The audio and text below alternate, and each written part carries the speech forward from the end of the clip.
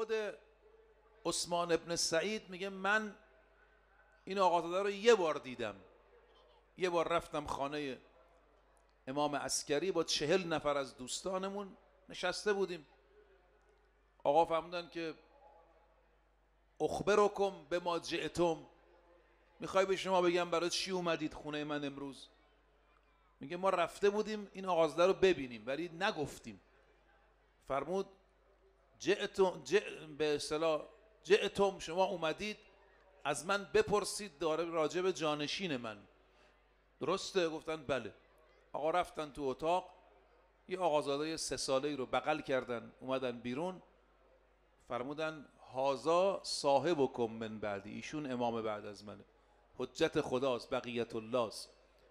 عثمان ابن سعید میگه من خیره شدم به این آقازاده، دیدم مثل ماه میدرخشه. اللهم صل علی محمد. و اشبه الناس به ابی، خیلی به باباش امام عسکری شباهت داره. خب ایشون دید این آقازاده رو. آقا امام عسکری فرمود دیگه ایشون رو نمیبینید، همین یه باره.